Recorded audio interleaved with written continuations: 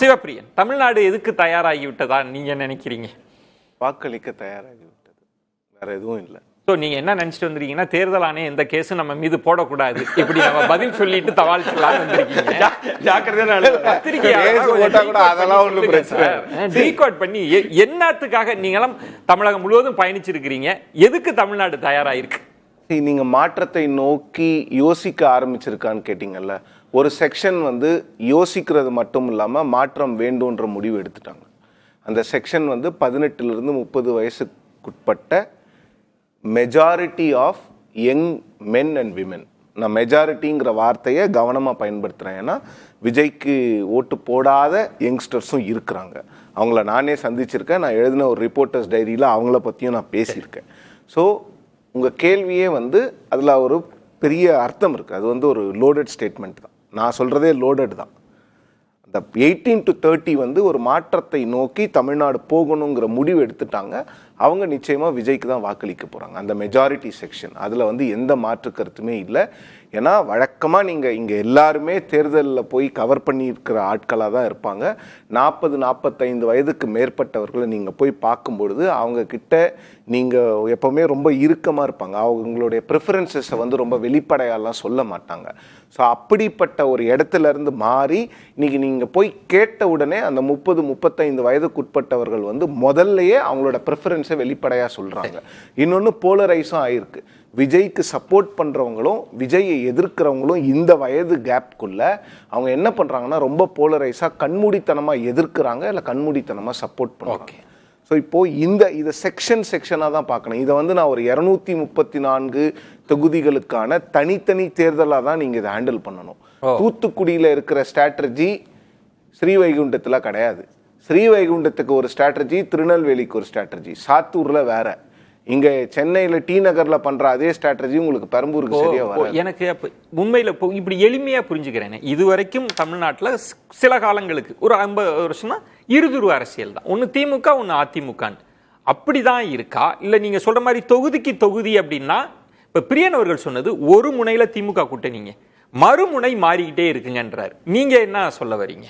அது கிட்டத்தட்ட 90% அதை நான் ஒத்துக்கிறேன். நிறைய இடங்களில் திமுக கூட்டணி வந்து பிரைம் பொசிஷனில் இருக்குது. செகண்ட் பிளேஸில் வந்து நிறைய இடங்களில் வந்து தாவேக்கா வருது. பெரம்பூர் நீங்கள் எடுத்துக்கோங்க. அவரு ஸ்டார் கேண்டிடேட் இல்லை, அவர் தானே தான் சொல்கிறேன். இப்போ நீங்கள் பெரம்பூர் எடுத்துக்கிட்டிங்கன்னா மாறுபடலாம் கருத்து. வில்லிவாக்கம் எடுத்துக்கோங்க. வில்லிவாக்கம்ல யார் அதிகமாக பேசப்படுகிறார்கள்? இப்போ வில்சன் சொல்றது ஒரு முனையில் அதிமுக அணி தாங்க இருக்கும், மறுமுனையில தான் திமுகவா தாவேக்கான்னு போயிட்டு இருக்குன்னு. அப்படி அதை நீங்க ஏத்துக்கல? அந்த மாதிரி எனக்கு தெரியல. இங்க வந்து நீங்க திமுகவை ஏன் நான் பிரைம் இதுல பண்றேன்னா, அவங்க தான் ஆட்சியில் இருக்காங்க. அவங்க இருக்கணுமா இருக்கக்கூடாதாங்கிறது தான் பிரதானமான கேள்வி. இந்த எலெக்ஷனோட பிரதான கேள்வி என்ன? திமுக ஆட்சி இன்னொரு 5 வருடம் கண்டினியூ ஆகணுமா ஆகக்கூடாதா? ஆகணும்னு திமுக சொல்றாங்க, ஆகக்கூடாதுன்னு 3 அணி சொல்லுது. அந்த 3 அணியில ஏதாவது ஒரு அணியை தானே மக்கள் தேர்ந்தெடுக்கணும்.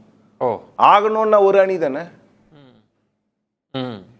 ஸோ இங்க வந்து களம் நிறைய இடங்கள்ல ட்ரையாங்குலரா இருக்கு. ஓகே.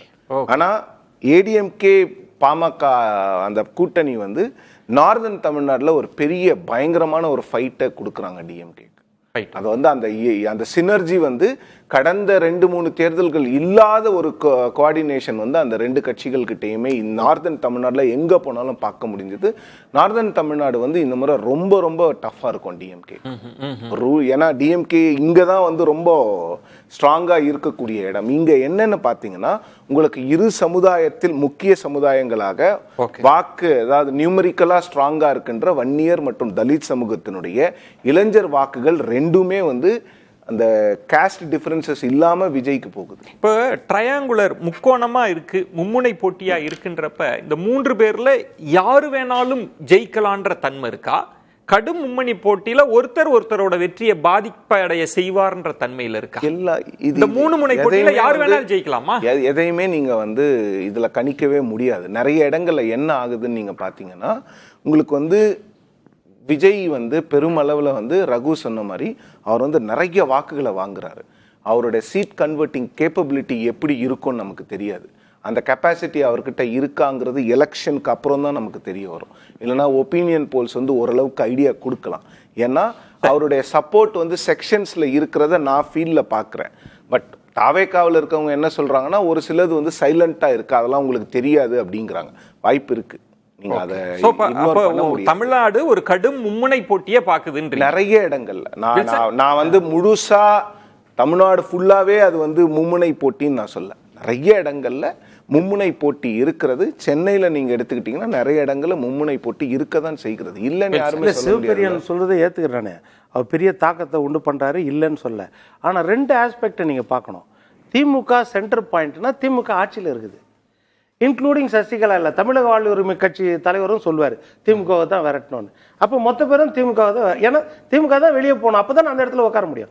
ஆனால் யார் சொல்றது வந்து செல்வாக்கா மக்கள்கிட்ட ரீச் ஆகும், நம்பர் 1ல ரீச் ஆகும்ன்றது ஒரு கேள்வி.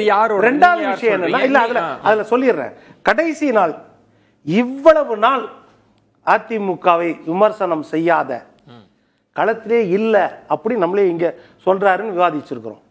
அப்பேற்பட்ட விஜய் எடப்பாடியும் அதிமுகவை காட்டமா விமர்சிக்கிறார்னா அவரு ஃபீல் பண்றாரு என்னன்னு, எடப்பாடி முந்துகிறார், அதிமுக முந்துகிறது அப்படின்னு நீங்க புரிஞ்சுக்கிறீங்க. ஆமா, அதுதான் அர்த்தம்.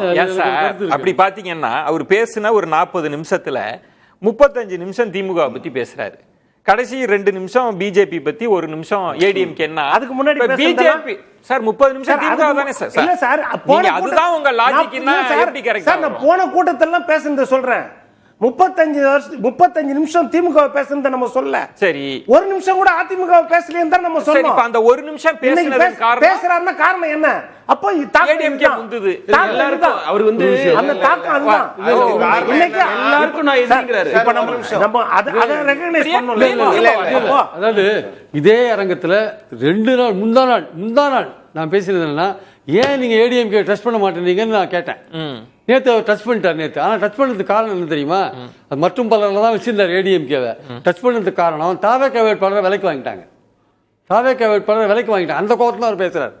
உங்களால போட்டு பயம்லாம் இல்ல, பயம்லாம் வேற எங்கேயா போட்டு போட முடியும் உங்களால? தாவேக்கா வேட்பாளர் விலைக்கு வாங்கிட்டீங்க. நேத்து காலையில வாங்குனாரா? அதுதான் நேத்து சான்ஸ் கிடைச்சு நேத்து காலையில விலைக்கு வாங்குனாரா? அந்த தொகுதியிலேயே போய் பேசுறாரு, அப்ப கூட பேசுறாரு. அந்த தொகுதியிலேயே போய் பேசுறாரு.